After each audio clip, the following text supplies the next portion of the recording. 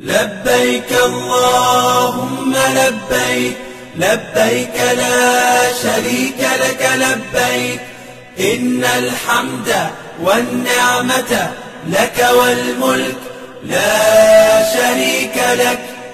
أدعو إلهي الذي آمد مواهبه لجملة الخلق من يختاره البراء نجاته جل ومن وكرمني تكريم عاد وكل من لا براء رحمن وابل جميع الخلق رحمة من يهنئ عن الشر قرآنه القرآن همة المصطفى بأمة المصطفى كل ما شارد وتامي الخلق يا من جده البدن يا مالك الملك يا من جل عن أود ارحم جميع الورى ارحم جميع يا هادي الردى موت ما أنهم خلف من درار بجاي أفضل من إله خطيها سبحان ربك رب يلا يا jërëjëf góor gi commencé gërëm gi si moom dafa am lu tax ñun dañu nekk xale juddoo plateau màgg plateau 68 boulevard de la République laa juddoo kër Thierno Seydou Nourou Tall man moo ma ngénte moo ma yar moo ma tettal sama waajur jóge Mali jigéen sama waajur bu góor jóge Mali si maamam mais juddoo Louga fii ci guy mbët soxna moo koy indi Dakar mu boole ma Dakar mu boole ma Lébu yi Thierno Seydou Nourou Tall ku ko dégg diggante ma Lébu yi ñëpp xam nañ Aliou Ndoye ndox ñu lay gërëm dañu nekk xale dugg si parti socialiste politique 88 adduna di dox ba ñu dugg si mairie corps arrondissement 96 dañu bokk ak Abdoulaye Diop Makhtar ñu commencé di yóbbu mag jamono boobu defe naa nag li may fekkee Ousmane Diop moo fi nekkoon madame Ndiaye Chérif Soumaré jamono boobu màkk 1 million la woon ñu teg mais pour nga yóbbu woon nit màkk suñu période ak a jafe woon si màkk ak ceeb parce que dañu doon jël ceeb rek du mel ni xob saa fi ñaari saako ceeb yu 50 kilos lañu fa doon dugal pour ñu seetloo ko à l'époque. ma yokk li ma fekkee dama ne. Tall wax na lépp man dama ciy doole tuuti rek loo xam ne beneen facette la ndaxte man damay politique man ak moom mi bokkuñu parti ma yore sama parti mu yore parti wante ci biir àndandoo bi ñoo bokk intérêt plateau moom. ci wàll boobu laa féete mais fii laa def fii laa juddoo fii laa yaru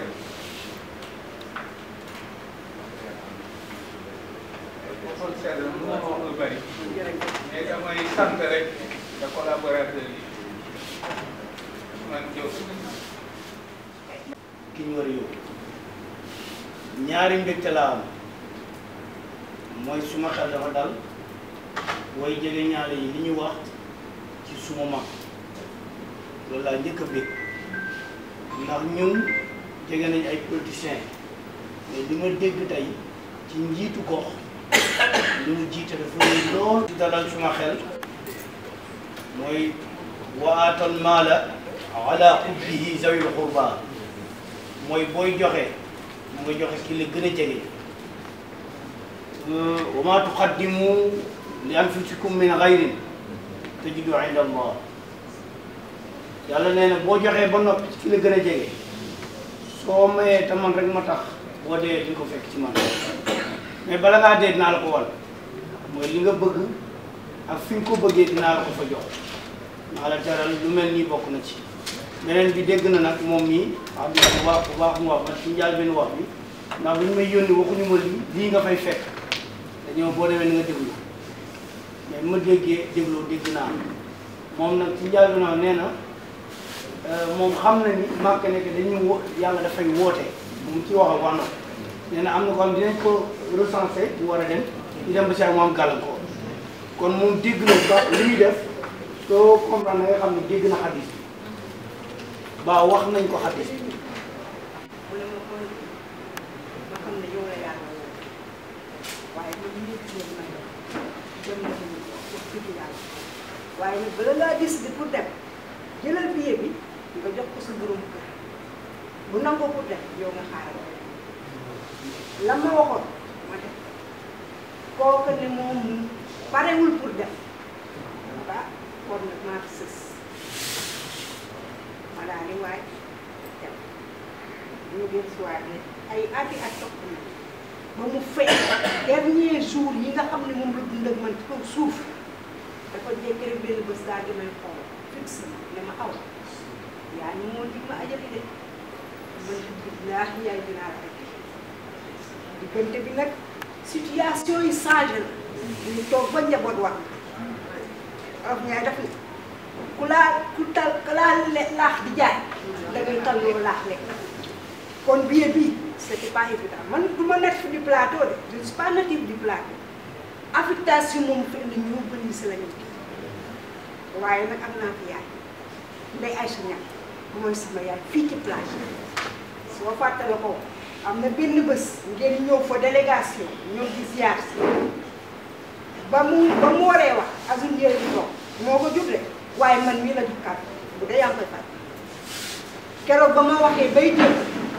li ma tëjee monsieur le maire yàlla na la yàlla teg table conseil des ministres booba ne ko ba ministre wolof Ndiaye da tëj ne tombé mooy war a ay jàng loolu moo ko ñaan ndax xam naa maam Aïcha Niang fam la teg te kooku daf maa bëggee koo xam ne man mënuma ko sax nag lii yéene bi ma amoon ci sama yaay nag nga mottali yàlla moom rek moom mën a wuti ci fayal ma yàlla mën a buur yàlla fay jëm Rasulullah sallallahu alayhi wa sallam table conseil des ministres boo man xam naa ni maa gën a tuuti ku lay ñaanal man seen bëgg jigéen laa ñu tekkiwuma dara waaye ñaan boo ma ñaan ah te gaa ci sama bopp ndax toog nga ci table des conseil des ministres ñaanoon naa ko tombe nag moo waral ay gàmm te incha allah taala ndegam benn salaatu faatiha moom la ma yàlla di nangu yàlla na yàlla faj sa aaju biir faj sa aaju incha allah taala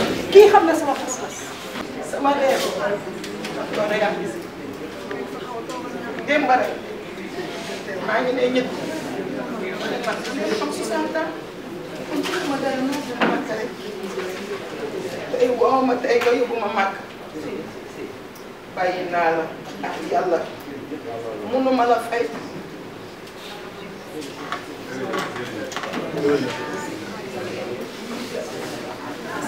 asalaamaaleykum mbokk yi Ousmane di ko ñaanal conseil yi yëpp maa mënul wax nag si mbooloo loolu moo tax waaye li nga bëgg li ngeen bëgg yéen ñëpp seen xol yàlla yàlla defal leen ñaan lañ la amee parce que ngërëm luñ la war a gërëm tuuti na ñun la muy jaay sax fi lañu wallaay ñun kër gi ñu dëkk xamuñu politique njóobeen lañu dëkk xamuñu bu baax bu ñu ñëwee di voté moom daawuñu ko def bi nga nekkee maire lay doog a voté ma te rusuma ko wax fenn te yàlla dogal na de dëkkatuñu kaay fi ndiw de ñu ngi tasaaroo ñee nga caaro ñee nga géej waay waaye ñëpp fii la ñuy fajaru ñëw voté yow sa jëmm ji moo tax yow yaa xàmmee nit ñi yaa ràññee nit ñi yow yaa ngi si hôpitaux yi yaa ngi si social yi suukar koor ma xamoo ne maire da koy joxe. Professeur Cheikh Mouhamed Bakalo, je suis conseiller municipal au Plateau. Pour revenir sur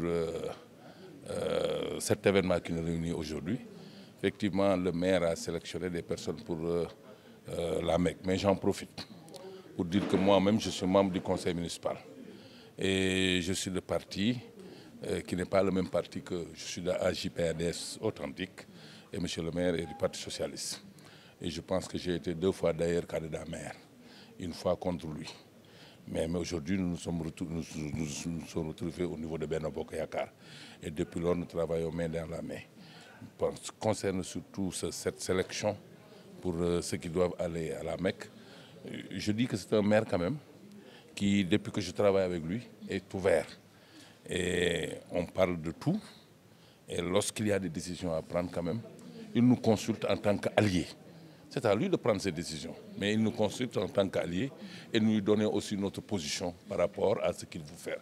Et depuis lors, nous travaillons la main dans la main. Donc, ça veut dire que même au niveau de cette sélection, nous en avons parlé et nous lui avons donné notre position, nous lui avons donné nos conseils, nous lui avons donné nos recommandations.